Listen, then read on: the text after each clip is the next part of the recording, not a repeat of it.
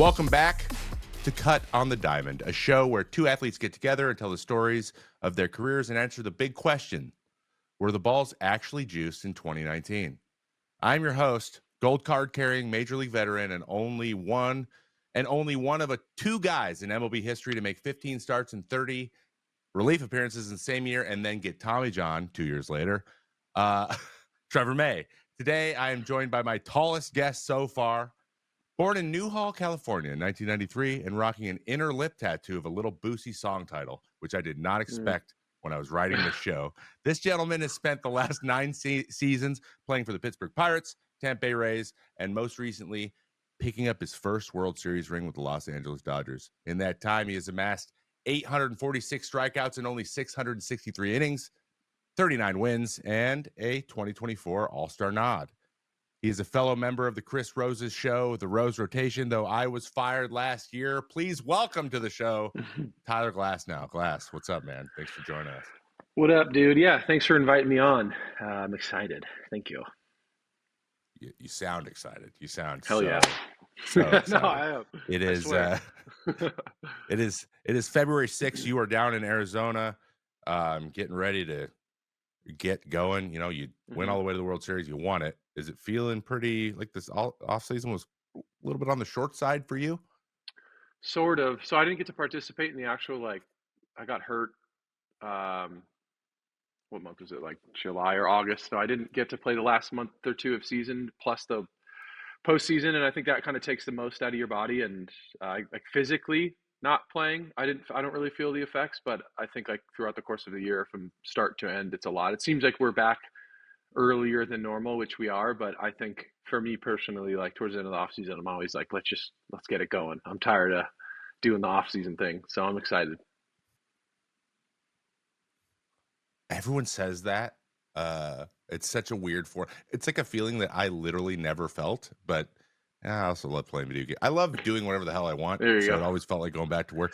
Though I love playing baseball, and once you get there and you get playing, it's fine. But like it was always like, ugh, now I gotta like someone else has to tell me what to do. I always hated that. Yeah, Tough, yeah, man. That's life, I guess. That's life. Oh, and you guys also go to Japan on what, the 18th is your first game of yeah. March? So we did that So last year like, too. Yeah, I pitched. We went to Korea last year, and I pitched the first game of Korea, which was like yeah. super early. And then I don't know who's going to pitch this year, but I don't even know if I'm going to go. If I am going, I'm pitching. They're still trying to figure all that out. But I Oh really yeah, want yeah. to go. I want to go to Japan so bad. That'd be great. Yeah, that's like the one that I would have been like fired up to do, even though the travel is just crazy, ridiculous. I've always wondered, Yeah. there's got to be somebody, and you don't have to say any names, but you can be like, yeah, there is a guy. Is there anyone who's like, you know what? I love having Shohei and Yamamoto and now Sasaki on this team, but you guys keep making us go to Asia at the beginning of the season. Can we just like do a normal opening day? Someone's got to be like, I'm this is going to sure. be great. Yeah, no one's been But no one extra will do it. vocal about it, but I'm sure Probably there's because some there's people like this is, yeah. and you got 1,000 Japanese media there too. You don't want to get caught on camera Yeah. complaining about It's going a there. lot. All right, cool. Let's. It's a lot. As someone who hates sitting on planes, and you're 6'8", so I imagine that less time on a plane is probably better for you. I know how I feel about it. All right, so let's start at the beginning. We like to get everyone's stories here. That's, I mean, who we're kind of aiming for here too in the show. I would love for some younger guys, the next generation, to like that are from the middle of nowhere, for example, Southwest Washington, and they can find out that no matter how you start, you might still end up getting to that big show. So you're a SoCal guy. You're actually my second SoCal guy. We've had Trevor Williams on as well, and Oh, you nice. guys are you're in the group with like a bunch of guys from Indiana and like basically places where you can only play baseball 3 months out of the year. So I'm always interested to hear what it was like growing up for a guy in SoCal, because it's sunny all year. You could play all 12 months if you wanted to. And Hmm. there's a ton of people there and it's really competitive. So take me through your little league experience, like going up to high school. Were you just like a play local little league, or did you do AAU early? Like, what was that like? It was so you start doing like T-ball and all that stuff, and then you go into it's called William S. Hart Baseball. It's like this big league. Like you said, there's a lot of people, so there was a lot of competition, a lot of kids. and they had like every Mhm. level, every age, and then I played that just to start, and then you make like all-star teams through that. So I realized early I was like, oh, I'm pretty good. You have like an A team and a B team, and pretty early on I was like making the all-star teams, and then I got approached at a batting cage about playing on a travel team by someone, and I was like, yeah, let's do it, like more baseball. So from a young age, I played basically. I played other sports obviously too. I played like track and field was my number one and two. Baseball and track and field were like my both two biggest sports. So I played Really? basketball, football, everything. But it was a lot of like baseball for the most part. You wouldn't do it year round, but it was like pretty frequently throughout the year. There was like two separate times you'd play. You'd have like your regular season, and you'd have travel ball, and you'd kind of mix them up. And then it got more, I guess, involved year round when I got into like high school. Like it's like fully year round, I guess. But it was always sunny, always sports going on, and I was always like super active. And I never didn't not like I never thought it was a chore by any means. I always just like loved playing all the time. So maybe when I was a little kid, sometimes I would do like extra hitting and pitching lessons, and I was like, all right, it's enough of this. But as I got older, I started liking it a lot more. And then as that obsession took over, I was just like, the more I can get, the better. That's a good place to be. That's a good place to be, Yeah, especially if you want to play at a higher level. It's nice when it's not work out the gate. I think that a lot of us have that in common. yeah, You mentioned track and field. We're going to get to that in a moment. I got some questions, but before we do there, get there. So we're getting into high school, and you know, I always love hearing about like the guys everyone played against or with when they were kids that we ended up either knowing about because they were prospects at the time, like we were a perfect game and we knew they were big deals and where they ended hmm up, or guys that had match up. I played basketball against Clay Thompson. He just destroyed me. Like I had to guard Kevin Love once in a spring game. It was awful. He tough. apologized to me because he was dominating me so hard. So That's like awesome. stuff like that. So I'm always interested in hearing about this stuff. So I guess it's a little bit of a two-parter. Were you like the stud guy on your teams, baseball wise, or were you like one of the like top 3 or 4 best players? That's kind of the theme that I hear a lot. Like no one's the best guy, but they were always Sure. up there. And do you have any name drops you can give SoCal, bro? I bet you have a bunch. Yeah, I mean, growing up, like when I was young and I was just like a man child amongst children, like I was just huge. Like the size comparison was kind of So you like were me huge? now. When I Okay. was younger, when I was younger, I was big, really big. And then I wasn't very good. When I was little, I was good in Little League. And then from like grades 4 to like 10, I was never the best player. I was not very good. Like my freshman year, a lot of my friends always tell the story. Like a lot of people had bets that I wasn't going to make the high school team. Like I wasn't very good. I was just like a goopy, gangly, never could throw strikes. I had potential. Like the Damn. baseball coach knew I was tall, and but I was never like good. So pre fourth grade, I was stud, and then I was just an average Joe from like fourth to 10th grade, and then like 11th, 12th grade, or like junior year, senior year, I started to kind of like fill out and not be such a prepubescent weirdo, and then I got a little better. And then some people I played with, the people that stand out the most, like obviously Trevor Bauer went to my high school, so him. He graduated early though. Michael Montgomery, Trevor Brown, they all went. Pat Valeka. I have like a bunch of people that went to my school. Tommy Ooh, Malone Pat went to Valleca. Saugus. Yeah, Tommy Malone Tommy went to Saugus. Tickets.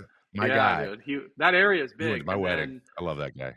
oh, nice. That's cool. I didn't know that. And then we had like we played against Christian Yelich in high school, and I remember him hitting like the craziest home run I've ever seen off my buddy Alex Tenorio, and I was like, that guy is really good. And look at him now. You were He's like, still that really good. 13 So year there's old a few just took people. you deep. Yeah. And he had like the same swing, and I remember just being like, "What the?" Like, not a super big dude, but like gangly, and he hit the What is gnarliest that? home run I've ever seen, and I was like, this is a different animal right here." Damn. That was a lot of okay. That was a lot of name dropping. There was one at the beginning there Yeah, it that you kind of was. It went mentioned. quick. Oh no, there's another guy. You also went to this. You also went to the same high school as Big Game James, right? James Shields. Oh yeah, Jamie Shields. Yeah, he was a lot older than me, but he's probably one of the most recognizable names for sure. Yeah, a lot older than you. Big game. Self diagnosed. Okay, so you have all these guys that you played against. You played what? Do you play with any of these? Do you do any like I don't know, all area teams where you go to like one tournament? You ever do any of that? You ever get picked up by another team in high school to like just play in one tournament for them? No, I wasn't. I tried out for the area code games and I didn't make it. Like I wasn't that great in high school, and I ended up getting like pretty good Okay. my senior year. And there was a lot of like upside potential for me. That's kind of what I got drafted on. But I would play Uh-huh. like I played on like the Cardinal scout team, like good scout teams in high school, and I'd be on like the best team. But I'd go try out for area codes or whatever, and like I just a lot of those teams were like pre-picked anyway. But I never really was like a star or anything until like maybe later. Gotcha. Yeah. Gotcha. When did you hit 6'8"? When did you max out in height? Were you in high school or was this So I after? was like my freshman year I was like 5'8", and then my senior year I was like 6'6". So The about same thing. senior year, first 2 years into pro ball, I think I got like my max height. I'm like 6'7" in a little bit too. I'm not 6'8". I don't know why it says that on there, but I'm like a little bit above 6'7". So Sounds good. I've been maxed out for quite a while. Yeah, I always add. I've seen people go, "Are you 6'6"? I'm like, I think sure. that's Yeah, probably sure. why. I think that's why it says 6'8", because when you first get into pro ball, you're like just lie by an inch for no reason at all, and I followed Yeah. that. Yeah. The only thing that stayed low was my weight until I got to Yeah, there you the go. major leagues. I'm like, hey, you need to add 40 onto that, guys. It's been 8 years. Like, we need to figure this out. I do not weigh 215 anymore. Okay. You mentioned track and field. That's not surprising to me. After researching your family, who I'm going to really quickly touch on real quick. Your dad was a swimmer and a water polo player at Notre Dame, correct? No, he didn't go to Notre Dame, but he did water He polo and didn't. stuff. Okay, so that But was like I, someone got that wrong in the that interview, was it. and then it's just like that's our joke with our That, family. that was Like a dad went to guess. Notre Yeah. Dame. Yeah, There you they didn't feel too confident about it. Did your brother actually go to Notre Dame though? He did. My brother and his Okay, wife so that's both went to probably Notre where the Dame. confusion gets. Yeah. Okay. So then your mom was a gymnast and your dad was or your brother was a decathlete. Yeah. Yeah. Yeah. so so would you okay, so would you say like what's it like being I mean if you put all those things together, you would technically be what, the least athletic guy? You're a pitcher. So Yeah, exactly, right? I know. the least athletic guy in your team or in your team in your family is there ever any trash talk athletically because I know that if this were how my family was my father and my dad and my brother there would be certain situations where we'd have one up and then we just talk shit. That's what like yeah well I could do that because I do this better than that. Does that ever happen in your family at Not all? actually, not a ton. Like when me and my brother were younger, we were really competitive. We used to like fight and play basketball and do all that stuff. But we got to this point, I think in high school, we were both very like supportive. I guess like we both wanted to see each other do well, and like there were Okay. two different sports. So like we like at a certain point, I did track for a long time. Ted did track for a long time, and then like we separated. I stopped doing track like in high school because it was the same season as baseball. To where like we never really had any. Yeah, yeah. If I was to talk shit and be like, I can be better than you, he's like, how do you know? Like, and vice versa. It was we Yeah. separated so early that we were both just like two completely different sports that we never really got into that. Oh well, I guess that makes sense. How much older is your brother than you? He's 33, right? What is it? No, he's about to be 30. I'm 31. He's about to be 34, so he's 33 right now. Okay. It's like 2.5 Yeah, years difference. Oh, that's pretty two and close. a So you're half. in high school at the Yeah, same yeah. I time. was a freshman. He was a junior. Yeah. Oh, that's cool. Yeah, that would have Hmm. been awesome. My brother's 6 years older than me, and we never got to. He was Yeah, it's 18. a I'm big gap. 12. Yeah, not a lot of bonding. Not a lot of the same. Watching Thundercats was all we had when we were kids, and then that kind of went away. That's awesome because I definitely would have done the same thing. I was trying to see. This is something I do with my sister. She rode in college at Washington Hmm. State, and Oh, I was nice. committed to go to Washington. So Okay. and I didn't end up going. I was drafted out of high school like you, but so there's this. I mean, obviously, just like every state school and university, like there's a rivalry, but it's big deal here because we only have the two big schools. And I always like talk about Washington. We're Husky fans. My dad's a Husky fan mostly for most sports. So we always say like we did this, we did that. She's like, we didn't do anything. You didn't go there. And then I always talk Yeah. shit because she hits me with that. She went to college and I didn't go to college. I'm like, yeah, I skipped it. I skipped that step, and now I'm a professional athlete. And I just always just Yeah. dunk on her Exactly. like that. And she's like, okay, and that's how it Yeah. always Right. goes because she was a college athlete. So I was like, hey, if you ever need, you got the ace and all. You're like, yeah, but I'm a professional. See this ring? That's pros. Yeah, that is true. You guys You are just guys can college each trump athletes. each other in one thing. But Yeah, it sounds like you guys are all pretty nice to each other. So I doubt that was a for the big most part. problem. So you mentioned you were a little bit of a late bloomer. I was similar. And you were Hmm. drafted Yeah. in the fifth round, correct? Fifth rounder. Hmm. Yeah. Yeah.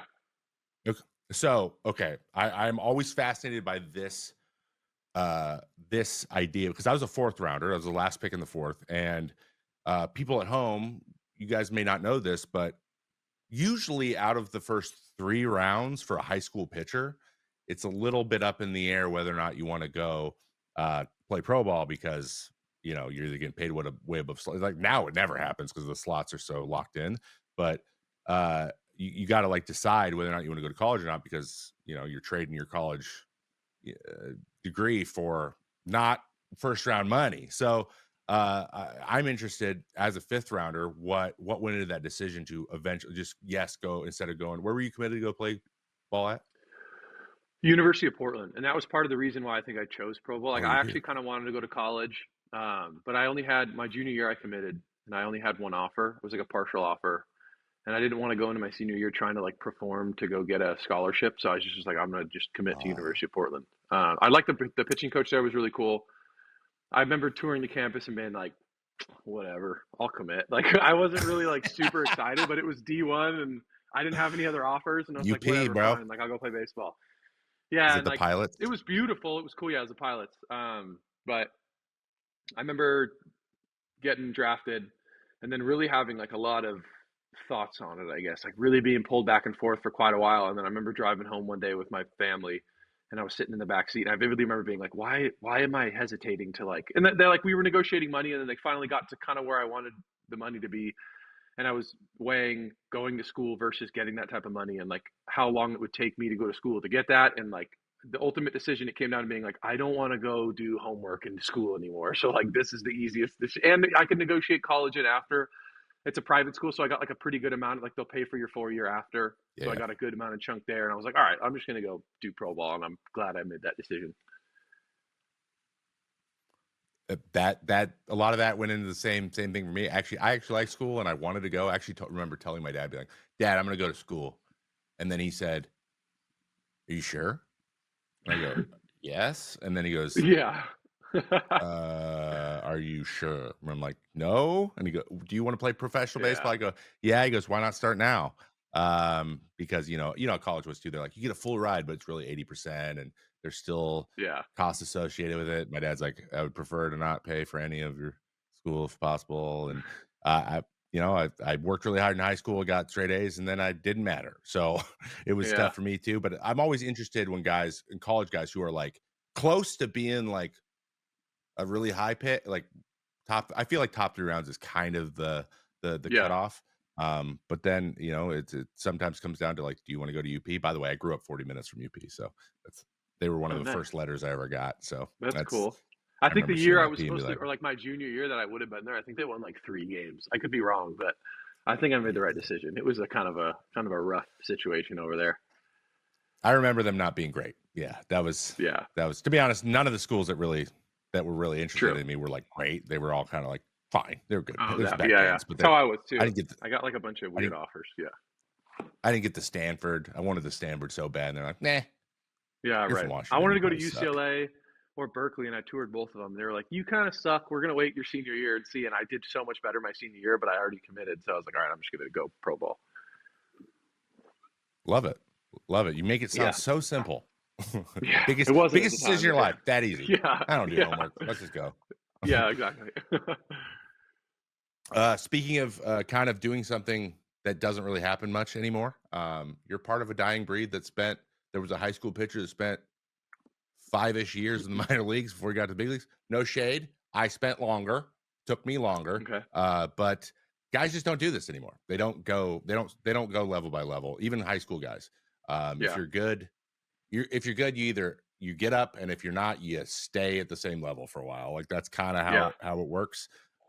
So let's talk a little bit about minor leagues. We don't have to stay here very long because I know it can be traumatic for some guys.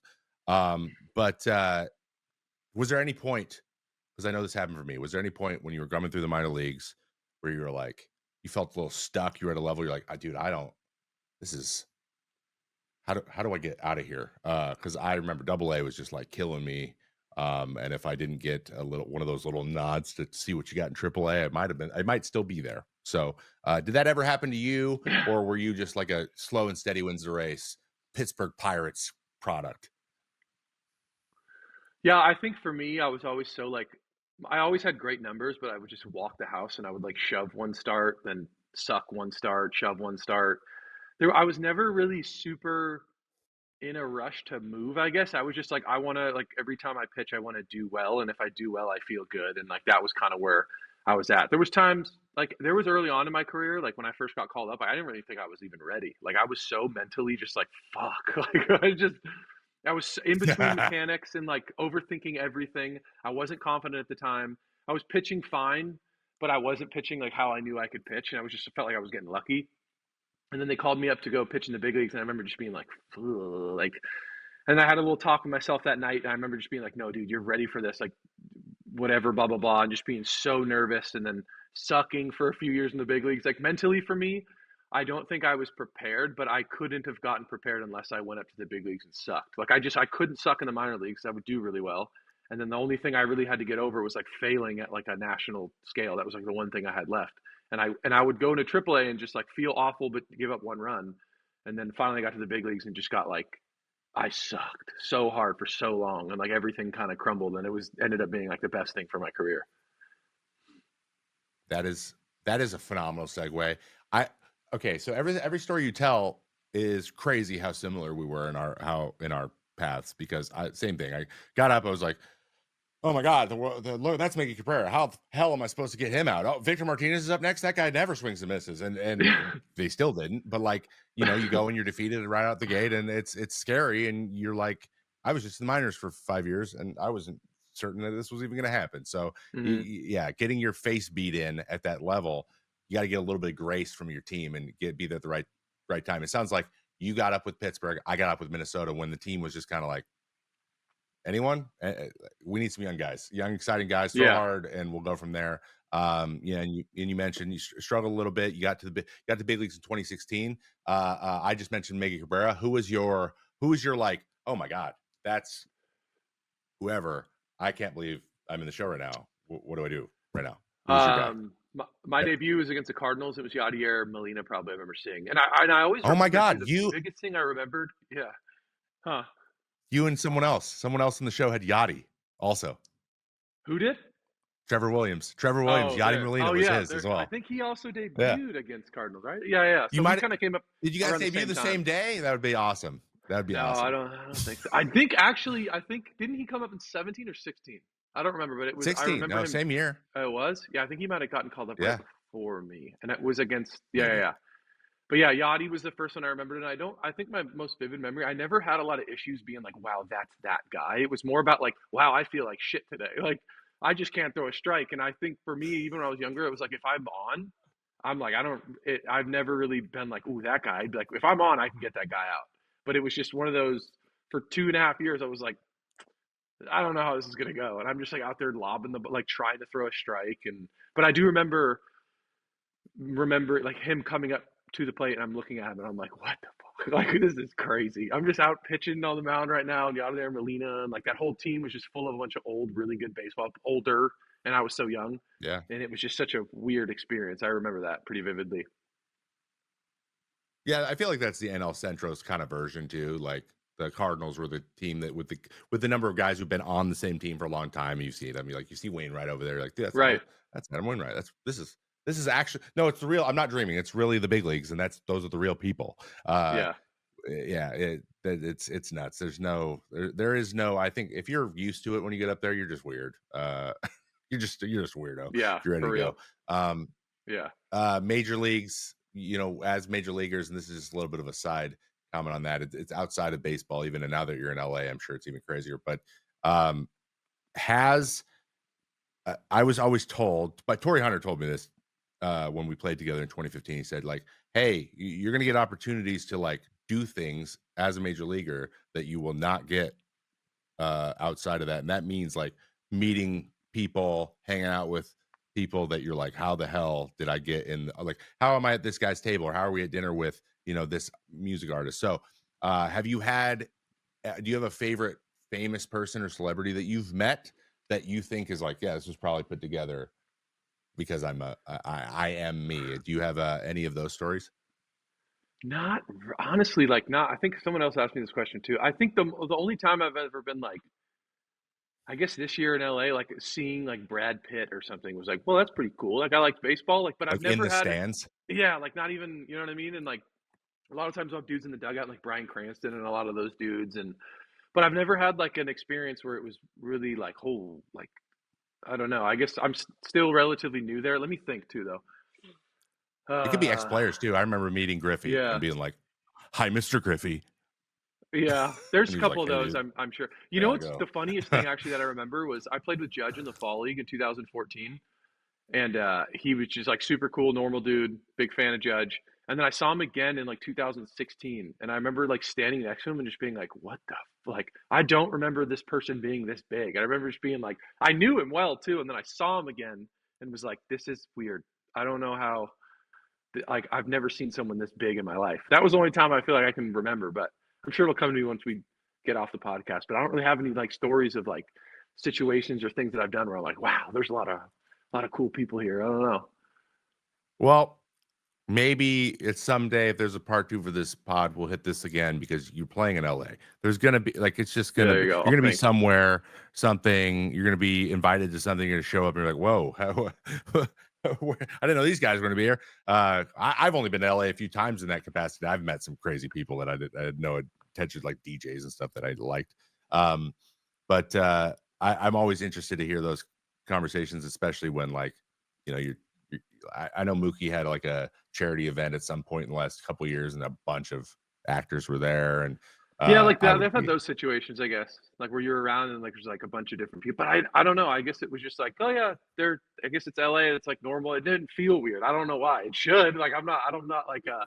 I don't know why it. I don't know. Nothing really pop. Like Paul Pierce and stuff was at his charity event. There was a couple other people, and like especially a lot of actors and stuff. But yeah. I don't know why it's not like standing out. I don't know why. Sorry, I bad mean, answer. no, no, dude, you're just chill. Like you just chill. You just were like, I don't go to college. No, I don't care I'm about. not though. That's why I don't know why I can't answer this question. I, I don't care about actors. I don't even like movies. Speaking of speaking of movies, sorry I'm gonna bring this up because I know it's brought up a lot, but you're in LA I know now, it's so I fine. have to. I figured. People love it. People love it when you have a doppelganger. You're in your case, star of Peaky Blinders, Oppenheimer, and in my favorite movie he's done, 28 Days Later, Killian Murphy. Oh, oh, Um, nice. has this ramped up at all since you've been in the Dodgers? Because there's a pretty good chance you both in the same city a lot. Has anyone been like, Killian, you're really tall, or anything? Has this happened? Has anyone asked you if you're him? All the time, yeah. Like, but I think a lot of it is people know that like the comparison to baseball is so popular. So like half of the time, if they're just like Killian Murphy, like Oppenheimer, people make jokes, and I get it. Like it's funny. My family too. Before that, it became like super popular. My family's always like, "Dude, you look just like this guy." So it was always a thing.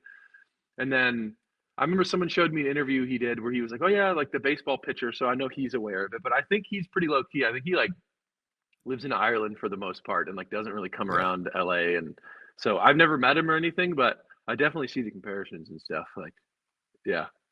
Yeah, I mean, if you didn't, I'd be like, "What are you looking at?" It's crazy. Yeah. Even like you guys have the same color eyes, exact. I don't know. He's not as doppelgangers go. I would take Killian Murphy. I know. Uh, I get Bruce Pretty Bochy, spot on. so that's everyone thinks I'm gonna A look like little him when I'm bit. older and I don't have a see that a goatee. ton, but yeah. If I had a goatee, you would see it. It's the Yeah, huge maybe. head, I think, is Okay. where that's coming Now I from. see it. Yeah, you're Uh, right. and you're right. He is really. It's actually crazy that he does what he does, but he's super low key and like doesn't really like do Yeah. interviews and stuff. I'm always fascinated by actors who like perform in front of a camera, but like don't like to talk to people that much. All right. Continuing on, talking about your career a little bit more. You get traded to the Rays in 2018. This is more of a pitching question. Might ask you some nerd stuff right now, so prepare for that. You said you struggled a little bit 2016, 2017, though 17 was a lot better than 16, which shows growth. So props on that with Pirates. But then you were traded. Traded? Were you traded at the deadline Yeah. in Yeah, 18, like or right was it just before. like Yeah, I right was before the deadline? 18, Okay, pretty much at the right before the deadline. deadline. Yeah, yeah, Okay, right before okay, August. okay. So then you went to the Rays, and there were some marked differences in both results and also a little bit of usage. Couldn't help but notice that the sinker disappeared. Was that a Rays going, hey, let's we're not going to do that anymore? Was that them, or was that just like you were like, hey, can I not throw this anymore? And they're like, yeah, sure, don't throw that thing, because it kind of, yeah. Change up. Or the sinker. You didn't throw the sinker anymore once you went to the Rays. Saying, oh yeah. It was the Rays were like, hey, you can barely throw strikes, so just aim down the middle. You have really good stuff. Let's just fill up the zone here. And I was like, okay, fair enough. You know, actually, what ended up happening was kind of segued into it was before I got traded, someone from another organization contacted my agent who was a player. He was a catcher. He was a super cool dude. And he called him and was like, dude, he's pitching wrong. Stop with the low and away. Stop with the two seamers. Like, he has really good carry, really good curveball. Just throw up in the zone and have him throw strikes more. And so the last week before, or like 2 days before I got traded, I'm like, I went up to a pitching coach who was like, hey, I'm going to do this now. And he was just like, all right, cool. And so I started doing that. And then I got traded 2 days later, not because of that by any means. I'm sure the trade was going to happen regardless. But I went to the Rays, kind of talked to them about that. They're like, it's exactly what we have, but they gave me a little bit more. They simplified it in the fact of like, just throw it down the middle, get ahead, throw your two best pitches. And I think just the change of scenery and like not being typecasted as like this Yeah. fucking panicky, like always worried, you know what I mean? I like got to go to another team and it was just like, all right, no one knows me here. I can just be whoever I want. And I just kind of took off running. And I still had some ups and downs. Like I still had I'd feel really good. And then one game I just like forgot how to throw a baseball type of thing. But for the most part, that kind of got ironed out as I was with the Rays. And I just had such a good relationship with everyone there. And it was just new and exciting. And it was just like a nice experience for me. Yeah, and they keep it simple, right? They make pitching almost as simple as it can get. This is what I've heard for so many Right. guys that have gotten to go there and really getting you locked in on what you're going to need to do. And I hear you on the clean slate thing. There is something to that. I was talking Yeah. with Chris Sale about it, about going from the Red Mm-hmm. Sox to the Braves. He's like, I love the Red Sox, but like I started to associate going to the Fenway Field that I was going straight to the training room. Like that's what it felt like. And getting rid of that feeling was really Yeah. hard. Like I felt like I was disappointing myself and them. And it just like, it's no one's fault. It's just like sometimes you just need to go somewhere where that's not there, and then Cy Young right Yeah. right away. Like it's Yeah. sometimes that's what you need, and it's no one's fault, and it's not a comment, or it's not a comment on any organization. It's just like sometimes that things didn't go well, and you want Right. to feel like the sky's the limit again. And it seems like that's Right. that's what happened. Another The random little Rays side. too felt very like I Good, remember walking into the good. clubhouse and talking to the coaches. It was like I think I'd always been used to putting the pressure on myself with big leagues. Like I have to perform, and I'm this huge prospect, and like it was very like we weren't very good with the Pirates either. And it's no one like the coaches were all cool, and I liked the front office, but it was very much like kind of go to like you were going to work, and like we had this. It was very like structured and just felt kind of like I don't know, like military-ish in a way. And then I Oh, we went to the know all Rays, about and it was Pirate just like City. I remember being like yeah, like day one, I remember just being like, "This is how people are." It was just like what I would just like talk to people like, "Hello," and they were like, "Yeah, just go throw a baseball. Like, see you later." Like, it was just so like, whatever you want to do, man, just go play baseball. And it was so refreshing, and I just like molded into it super easy. And then the Rays are like, "Hey, throw the one target." By the way, that one target thing is I asked, I think it was a foul territory last spring, and I asked Jason Adam. I go, "You guys do one target, don't you? You just throw your sweeper off your fastball up." He goes, "Yeah." He goes, "And my changeup's a sinker." And that they just go Yeah, like this, and I throw whatever number it was, and no one can hit me. And I'm like, "This is awesome." yeah, And so I actually ended up. I didn't steal it because I noticed it watching a bunch of video, because coming off of the anxiety IL in that 2023, and I couldn't get used to the clock. So I'm like, I need to simplify this thing, moving in and out and trying to be all cerebral and out, like trick people. Like I just need a one target situation. What's up? So I yeah, was watching a bunch of Jason Adam pitch. I'm like, dude, they never move. And then I went and watched Hank McClanahan. Like, no, yeah, they never moved for anybody. And so I told Shea Langoliers, set up middle, because I throw high and I throw rise balls, and I was throwing a sweeper too. So I was like, let's just do that.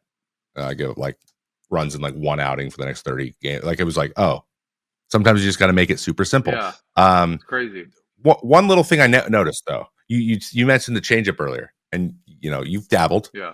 in 2023. You have 5 changeups, and I noticed some of them have some pretty good run, more so than the ones earlier in the career. Did you attempt a seam shifted changeup? in 2023? No, Damn I it. think I Damn just it. was able to like throw everything a bit more flush. Like, oh, yeah, no, Gotcha. not really. I It's I guess it is. I guess yes. I didn't think of it as a seam shift changeup, but like the way I throw it, like my hands, and like I guess not trying to like pronate it and all that stuff, and it kind of happened that way. But it was always something I'd thrown it like that before, but I was always so inconsistent with my timing that like I'd be so late that I couldn't do what I wanted with it. And I think as I got older and as I got more like aware proprioceptively and like I didn't feel so like away from my body, I was able to just be on time more, and then I could manipulate pitches with my hands better. So it wasn't like I'm necessarily changing what I was doing. It was just like a more polished version of myself. More polished version of yourself. Okay, I want to put something in front of you. I did this off of the show with Vestia, so he's going to be doing this too, and I'm interested to see how it happens. So you're a guy. We're going to get a little bit of in the weeds with baseball here a little bit, but you're a supinator. You're very well versed in biomechanics and Hmm. stuff too. I've read a lot of the things you say, and you said proprioceptually. I can't even say the word. Great word drop. Phenomenal pull. See, you got me all Thank messed you. up with that word. Um, and I was a big supinator too, so I really struggled with throwing a sinker and throwing. My changeup was four seam, and it was just like my highest carry pitch every year was always a changeup, which made no sense. Okay.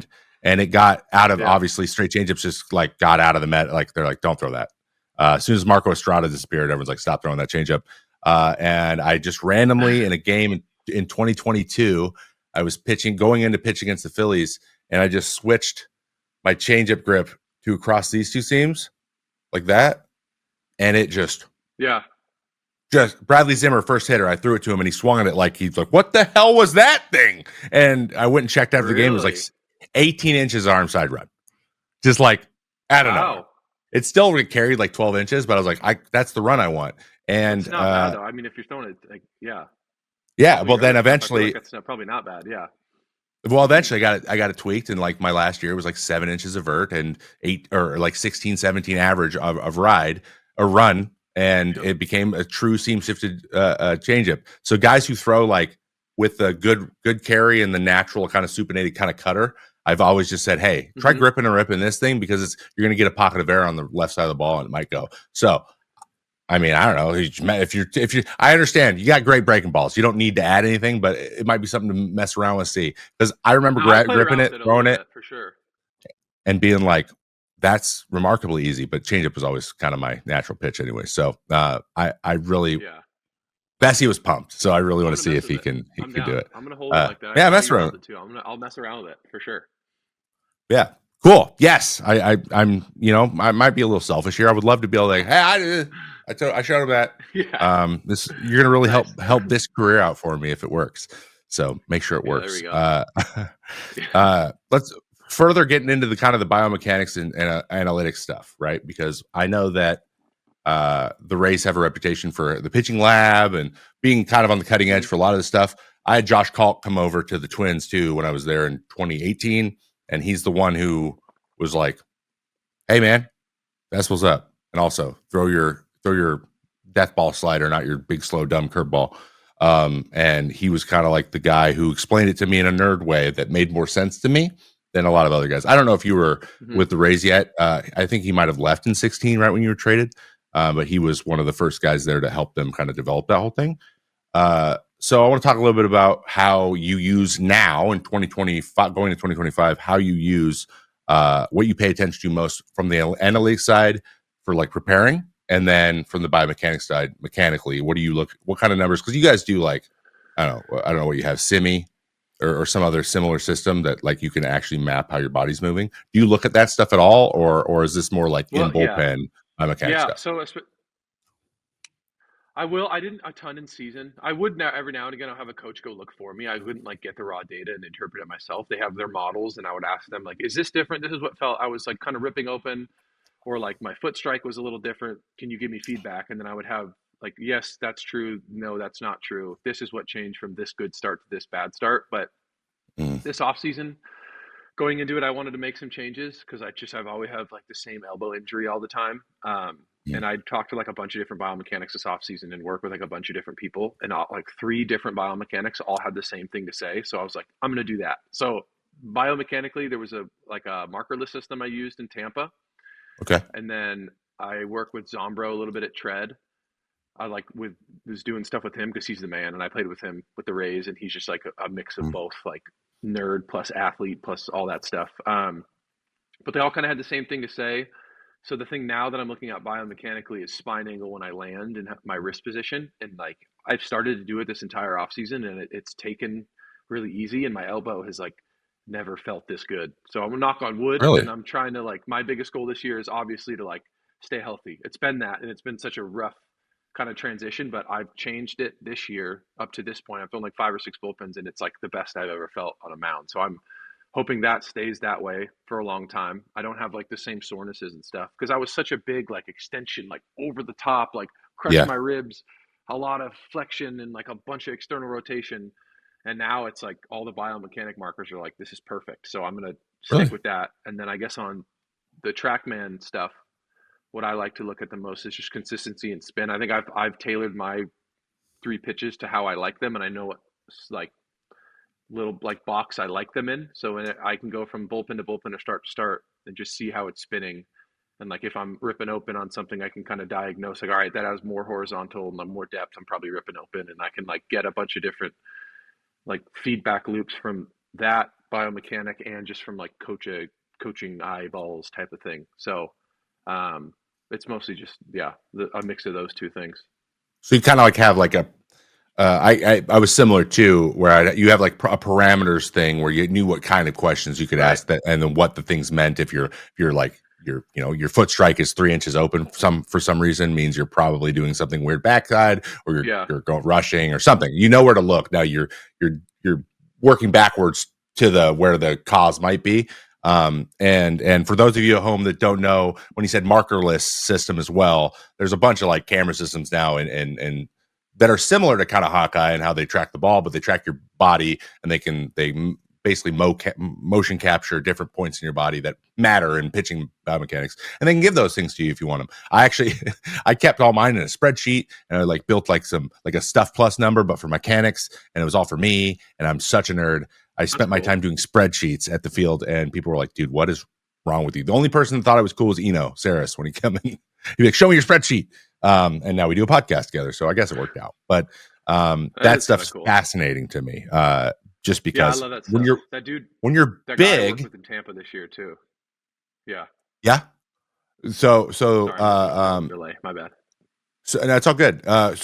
So who remind me again? Who were the guys you went and saw for the indicators that all There saw the same thing? was there's a dude in Tampa named TJ Galenti, and he was at the gym I Okay. was working at, and he has like a markerless system, and he's like super smart and has like all the data, and kind of was showing me like firsthand like why each thing meant what it did. The Dodgers are great with it too. I haven't really Uh, done like a deep dive with the Dodgers, but they were always good in season to like go back and forth with, and then Zombro with Tread. So and I was running all this, so it was like all three of them kind of all indirectly saying the same thing. So it was like, hey, like there's probably some other changes I can make, but like that one seems to be the most obvious like red flag for an elbow.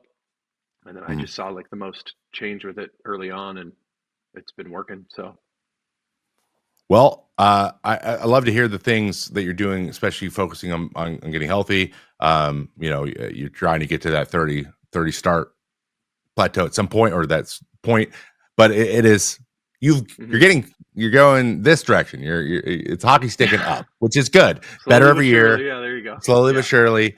Are you just for my just for me? Are you hypermobile? Are you like super flexible naturally? Yeah. That's Yeah. not surprising one bit with your family and how they are. Another interesting thing for the people at home too: hypermobile versus hypomobile.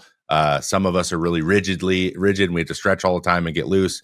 Prime examples are me and Adam Ottavino. We would be on foam rollers for 2 hours, and then you get guys like Tyler Glasnow or Taylor Rogers, where you can just go out and get way out of your own extension, like out of your own range of motion. It's like you get too loose over time, and like tightening yourself up for all intents and purposes is hard. And guys get sometimes get weird injuries by being hypermobile. A guy who does this a lot, like Brian Wu, he's I'll never forget. First time I saw him warming up, he did the little back slap thing where he slapped his hands behind his back on the mound. I was like, whoa, what was that? I can't even like get to 180 degrees.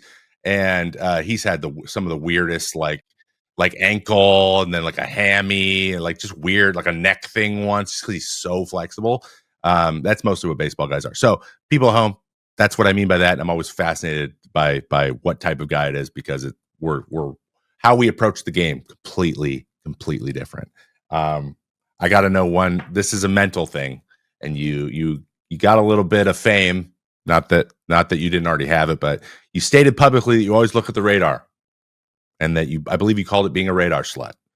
And I don't think I've ever identified with anything more than that. I think that we need to normalize. You look at the gun, look at the talent meter every time. If it helps you, use it. This is something they try to beat out of you in minor leagues. Unfortunately, I got through and I just ignored everybody. It seems like you did too. I want to know what's the best stadium with the best radar for checking it, and what's the worst for you?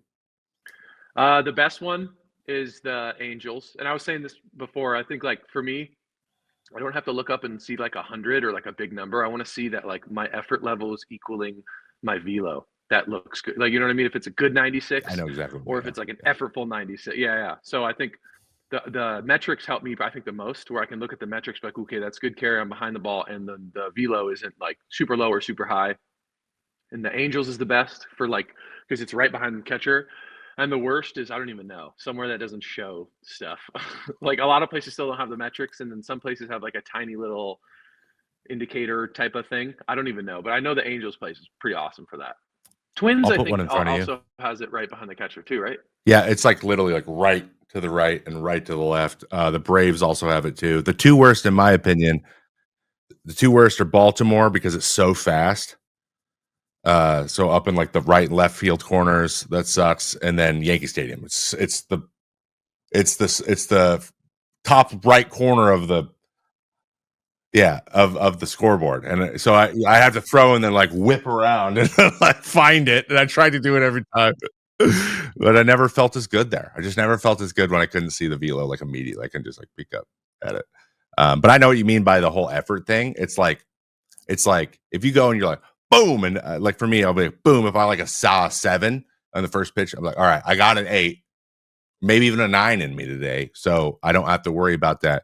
There were some times in Oakland because Oakland has a little bit of a humbler too. It's like really on. It'll get like into 2 decimal points like locked in, and I'd be like 93-2. It'll be like, we're throwing breaking balls today, and that was a lot of that towards the end there. So there's two sides to that coin. But I just when you said it and you just like said, you know what, I love it. I look up there, I look at the board, I don't care. And I was like, people should just look at the board.